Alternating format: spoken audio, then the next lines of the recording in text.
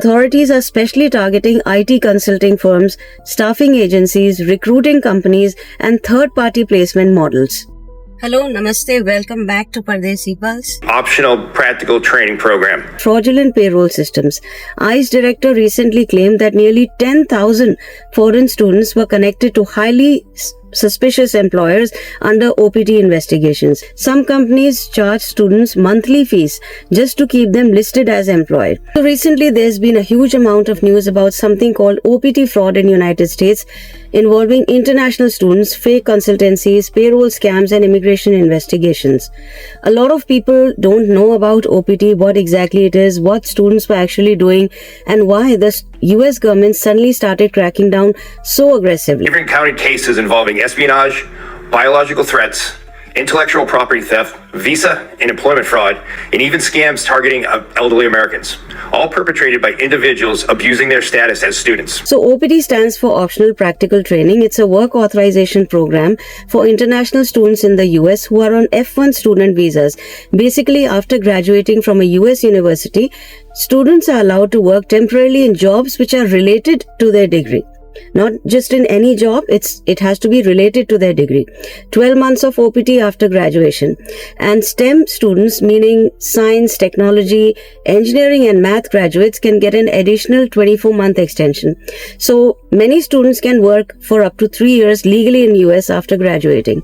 Now this program became extremely important because for many international students, OPT is basically like a bridge between student life and getting H-1B work visa.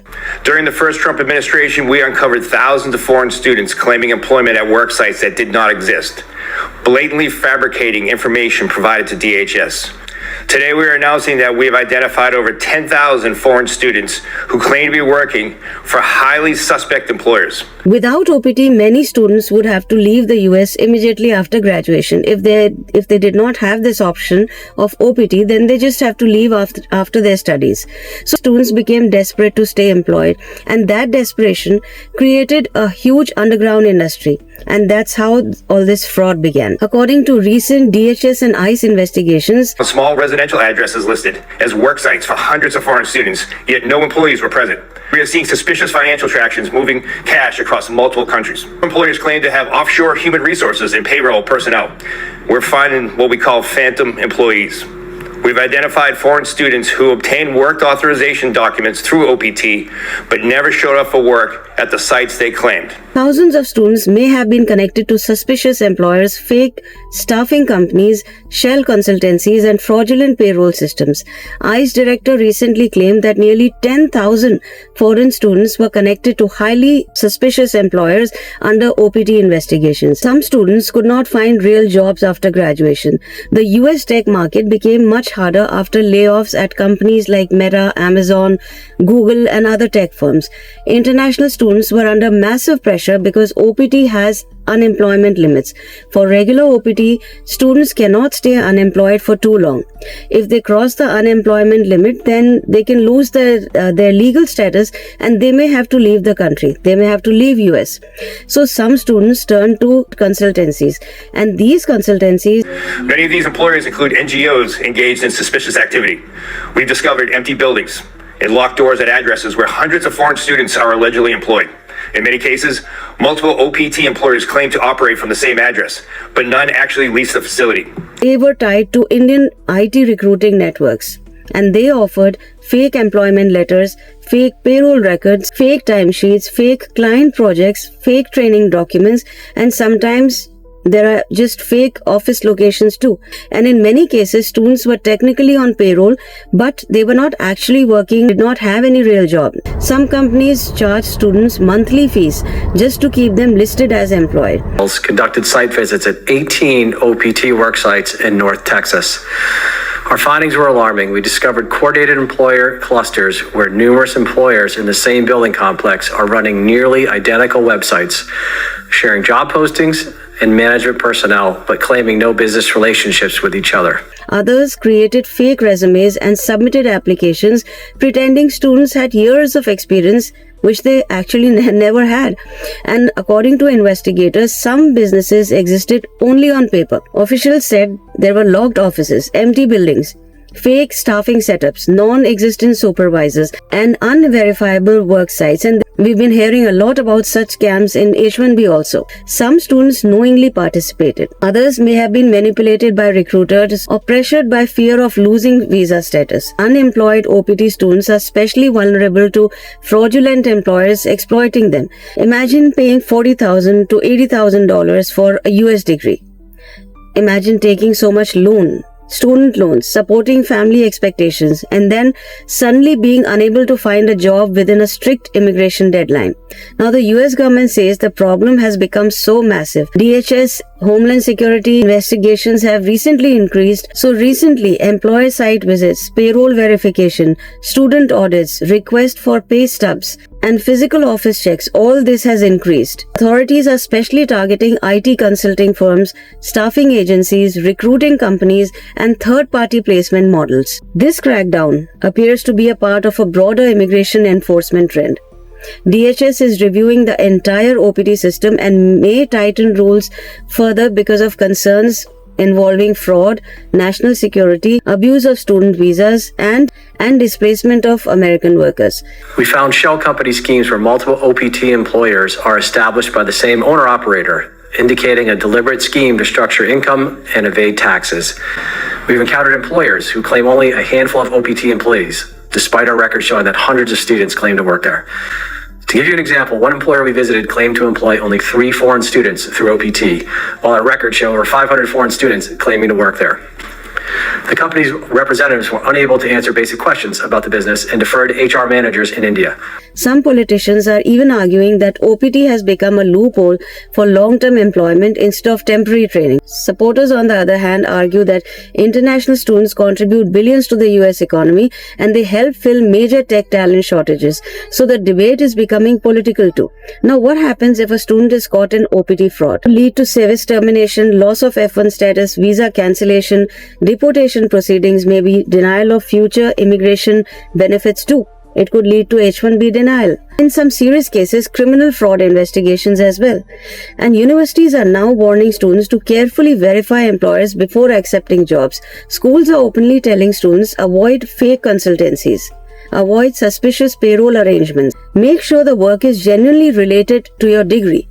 And what makes the situation complicated is that there are actually legitimate consulting companies too. Investigators are now trying to separate legitimate consulting employment from the fraudulent paper employment. And that's where many students are nervous right now. Because even students who believe they were following the rules may suddenly face audits and investigations. The overall atmosphere has become much stricter in 2025 and 26. The expensive education, the visa dependency, job market instability, and the desperation to somehow stay legally employed in America. Students who spend so much, they think somehow they need the American job experience. Right now, there are actually 2 opposite movements happening at the same time in US politics. Some lawmakers want to restrict or eliminate OPT. Others want to protect and formalize it permanently. And the recent OPT fraud investigations are giving ammunition to people who already opposed immigration programs. OPT hurts American graduates. Companies use cheaper foreign workers and the program has become vulnerable to abuse and fraud. Now, after the ICE investigations into fake consultancies and suspicious employers, people opposing immigration are saying, look, the system is broken. It's proved that the system is broken. ICE director recently called OPT a magnet for fraud while discussing investigations involving nearly 10,000 students linked to suspicious employers. And politically, fraud stories are extremely powerful because once voters hear fake payrolls, fake companies, fraud, scam, visa abuse, non-existent offices, fraudulent resumes, it naturally becomes much harder for politicians to convince the public, let's expand immigration pathway. Why would anybody do that? A single fraud scandal can outweigh thousands of honest cases. Opponents immediately argue if the government cannot even control OPT fraud, then why even expand immigration further? If lawmakers and the public believe programs are being exploited, they usually respond with stricter rules, with more audits, more checks, slower approvals, additional verification, tougher enforcement, and sometimes broader restrictions that affect even legitimate applicants. So right now, America is stuck between 2 competing narratives. One side says high-skilled immigrants are critical for innovation and economic growth. The other side says the system is being abused and Americans are paying the price. And fraud scandals strengthen the second argument dramatically. And it's true, why shouldn't it? That's why even legal immigrants often get indirectly affected by fraud committed by a smaller group. There'll be more site visits, stricter employee verification, payroll checks, tougher documentation, AI-based fraud detection, and possibly new limits on third-party consultancies. So imagine spending years studying in the US, paying massive tuition fees, building your future step by step, and then suddenly your entire legal status depends on one thing, a job that may or may not even be real. Now imagine the government finds out that thousands of those jobs might be fake. That's exactly why OPT is all over the news right now. Bills have already been reintroduced that aim to eliminate OPT entirely, while others are pushing for tighter verification, stricter employer checks, and more enforcement. So now OPT sits in the middle of a political storm. One side says it's essential for global talent and US innovation. The other side says it's being abused. It needs to be shut down. Just like the H-1B, just absolutely like what people have been talking about, the H-1B, the fraud. So OPT was designed as a bridge from education to opportunity. But when that bridge starts showing cracks, government don't just repair it quietly. They often rebuild it with stricter rules, higher barriers, and tighter control. And whether you see OPT as a pathway to opportunity or a system under abuse, one thing is clear. What happens next will decide not just the future of international students in America, but the future of how America decides who gets to stay and who has to leave. Share it with your friends and family. Thank you for watching Pardesi Pulse.